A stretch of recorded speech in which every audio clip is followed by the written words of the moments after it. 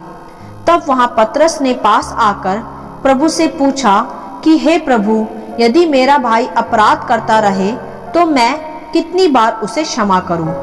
और पतरस ने वहां पूछा कि क्या मैं 7 बार तक उसे क्षमा करता रहूं?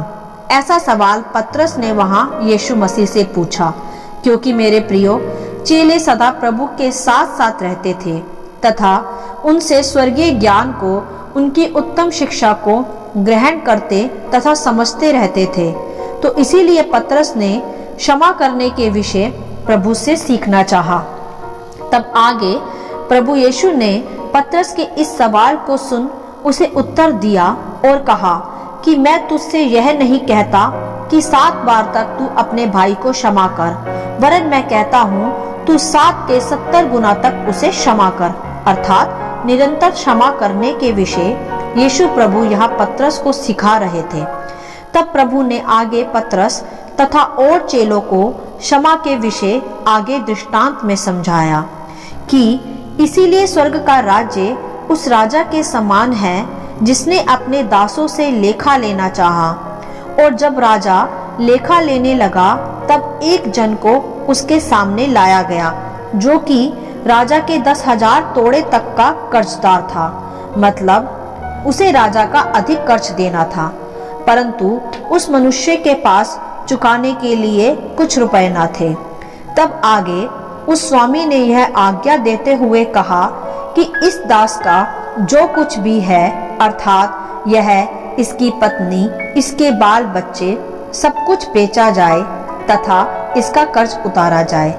ऐसा आदेश वहां उसके स्वामी ने उस दास के निमित्त दिया।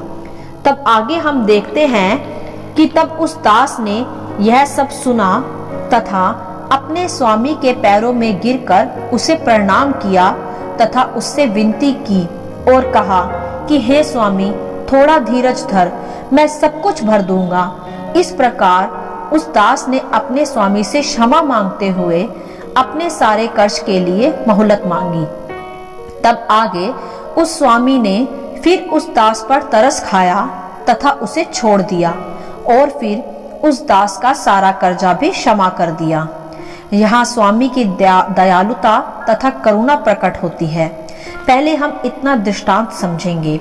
यहाँ स्वामी का तात्पर्य सर्वशक्तिमान परमेश्वर से है मेरे प्रियो, तथा दास का तात्पर्य हम मनुष्य से है, जिसने जगत में रहते हुए संसारिक लालसाओं से भरकर अत्यंत गुनाह तथा पाप किए हैं, परमेश्वर को जानते हुए भी, जिसका अंत केवल नरक है।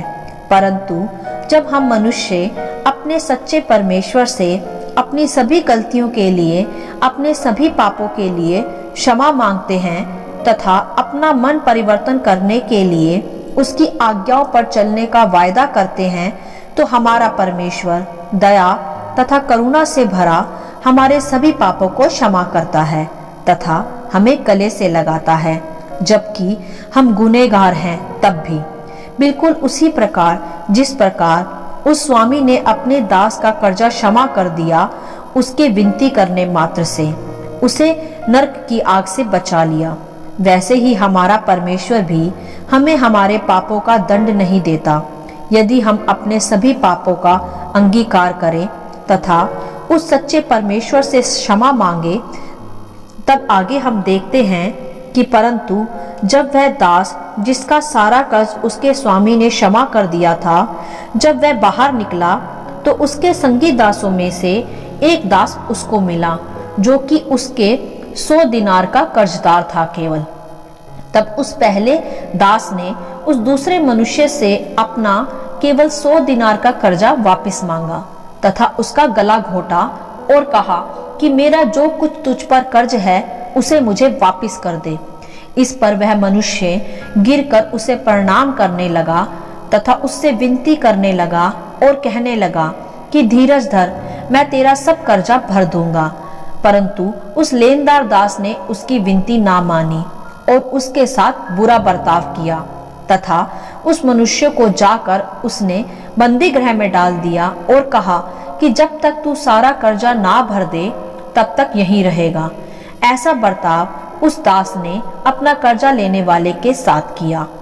तब वहां खड़े उसके बाकी संगी लोगों ने यह सब देखा जो कुछ भी वहां हुआ और वह बहुत उदास हुए तथा यह सारी घटना उन्होंने जाकर उस स्वामी को बताई जिसने अभी उस दास का 10,000 तोड़ों का कर्जा माफ किया था।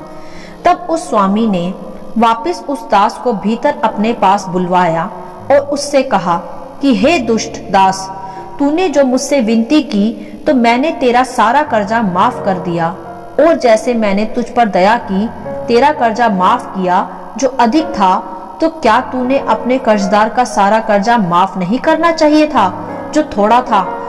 तब उसके स्वामी ने क्रोध में आकर उस दास को दंड देने वाले के हाथ में छोड़ दिया कि जब तक ये सारा कर्जा माफ ना करे तब तक इसके हाथ में रहे।